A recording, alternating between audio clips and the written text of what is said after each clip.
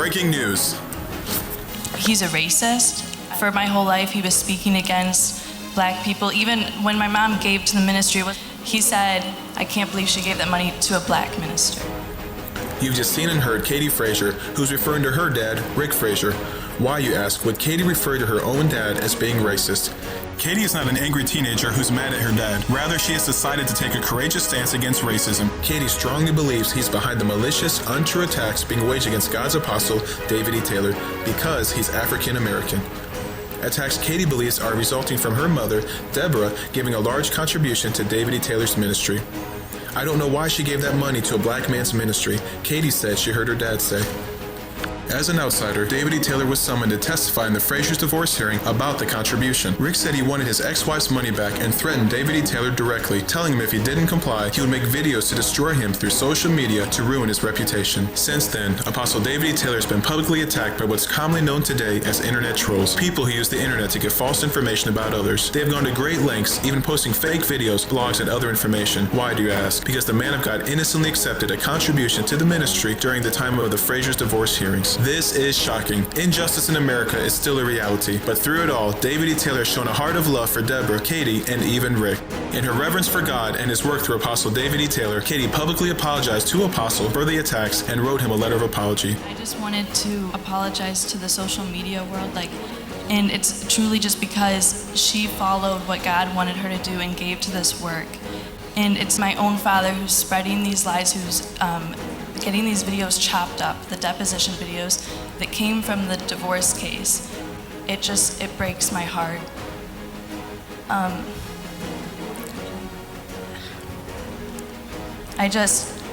I hope that no one believes these lies. I want you to know that I stand with Apostle.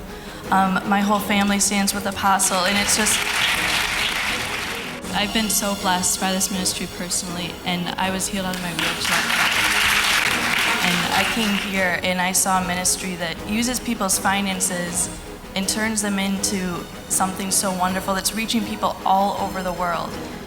It's unbelievable that even today one can accomplish what he or she sets out to do so easily using social media. This is what they don't want you to know. That footage from the Frazier's divorce hearing was manipulated. Particular questions were sliced and edited together in videos to make it look like David E. Taylor was mishandling ministry funds. These videos were sent throughout America to several media outlets, churches, and pastors, including one in Seattle, Washington, who herself was threatened. Pastor Helen Salder received an email from Rick Frazier saying if she hosted David E. Taylor at her church, she would be turned into the FBI because David E. Taylor is being investigated and that a news team would be sent to her church. Strangely, after she received this email, her church window was not only broken, but her church was vandalized, spray painted with KKK, swastikas, and other racial markings. Her church email system was even hacked. Every member in her church received the very same email she did from Rick Frazier. The Bible says, none calleth for justice. They conceive mischief and bring forth iniquity. This is the false information they gave you. They lied about the federal investigation. They want you to believe David E. Taylor was being investigated and interrogated by authorities from the federal government. He was not. It was all a hoax. David E. Taylor was asked carefully crafted questions by attorneys in Rick and Deborah's divorce hearings, but instead the videos were constructed to make you think it was an investigation. David E. Taylor has never been investigated by the federal government. They lied about the homes. They want you to think David E. Taylor used ministry funds to purchase 2 luxury homes shown here. David E. Taylor does not own any homes. He still leases the same apartment he has been for over 7 years. They lied about the income. They made it seem like David E. Taylor receives a huge income from his ministry. David E. Taylor's ministry is a multi-million-dollar ministry, but he chooses to receive less than $35,000 of taxable income from his ministry per year. David E. Taylor's board of directors have recommended time and time again that he receive a more significant personal income, but he refuses, sacrificing all he can for the ministry, even all royalties from his national best-selling book, Face-to-Face Appearances from Jesus, The Ultimate Intimacy, to fulfill the vision God gave him. They lied about the Mercedes. They made it appear as if David E. Taylor purchased an expensive car using his ministry funds. He did not. A businessman honored David E. Taylor for his 25 years of ministry. David Taylor then took the car that was given to him personally and gave it into the ministry. In turn, his board of directors decided to turn the car into a stretch limousine to transport visiting church leaders and guests.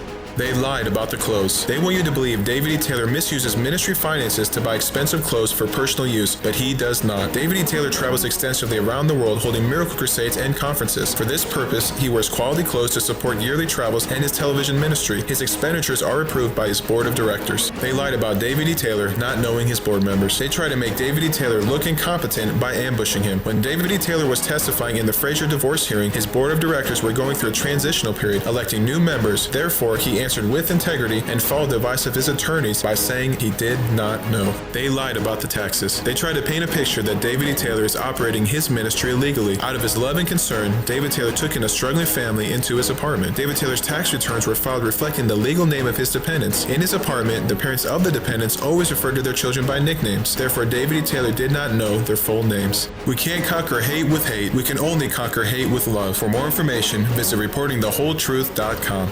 I don't know how to hold no hate in my heart against anybody. And this man who's doing this, I still love him no matter what he's doing. I want him to know I forgive him. I just want to hug Katie and Deborah just for closure. I love you guys. Come on, give God the glory. Celebrating 25 years of ministry, Apostle David E. Taylor has made an indelible imprint throughout the United States and around the world, becoming a strong and positive influence as a spiritual father and leader. This incredible man of God was once a professed thug, a gangster, enjoying the thug life in urban America and all that it entailed, until one day, David E. Taylor's life was changed forever from a face-to-face intimate visit with Jesus. I was 17 years old when I was the leader of a gang, and at the age of 17 years old, Jesus appeared to me in a dream in my sleep. He was in this most beautiful white robe, this gorgeous white robe, and he had such a humble demeanor. He was a humble man, and that's what I really remember. Not only what he was wearing, but his eyes, the love in his eyes, and the humility that he exuded. My life from that day was changed. All I knew is that something changed in my heart after I saw him, and after he spoke to me. I had never had an experience like I felt currents of power and electricity going through me.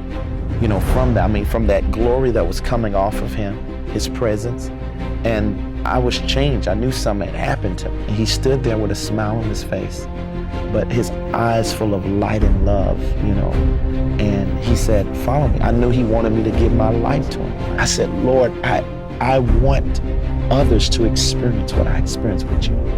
If you go to them in dreams," I started to pray. I said, "It's my desire that you give me the ministry where you work with me personally on earth, and you go to them just like you came to me. A ministry that introduces you to them face to face." And that's what happened. It started. It was wonderful. And he said these words to me. He says, "Every person who reads this book, I will appear to them." He says, "and this message will go greater." You know, I got to have the real thing. And so, and the miracle ministry was formed at that point where people were healed out of wheelchairs. I just got up and walked. You were in this wheelchair. Yes, he told me to walk. That's the farthest I ever walked. Doctor says he cannot walk on his heels. He broke them. What happened tonight? He's walking. Look at this. God, I will obey from this point on to anything you say. Anything you say. Things like that, but there was like a process where he taught me about miracles and healing, how he did that, and what I needed to do. Fasting was one of them, a lot of prayer, that I had to live a different life, a consecrated life than normal preachers or normal people in order for him to channel his power through me like that. She's had a tumor in the back of her head for a while, and she said, "Mommy, it's gone." I was like, "Baby, what?" She said, "Mommy, it's gone. It's not there no more." Jesus, thank you so much. I don't know what just happened to me, but it felt so good.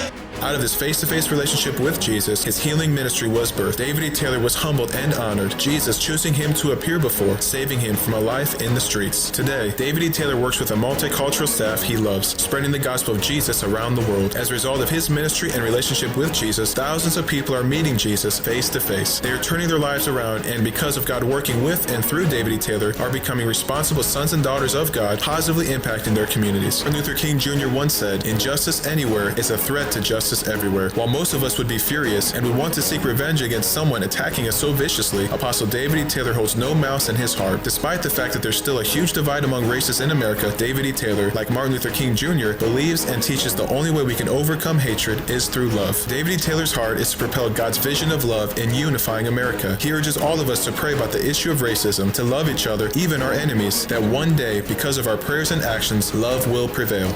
There's a level of your closeness to the Lord that is based on how you deal with people. I'm showing you certain blockages that keeps the Lord from being as close as he want to be to you. Then your love walk with people has to increase in order for your walk with God to increase. That's why you have to deal with areas like this, because it purifies you in your heart toward mankind, not just certain people, everybody. The enemy sent this attack to try to hinder the momentum of God's ministry and movement face to face. If you believe in this cause for God's kingdom, please help by sharing this video and stand up with Apostle David E. Taylor as he carries out God's vision of love through the world. Call 1-877-THE-GLORY. That's 1-877-843-4567.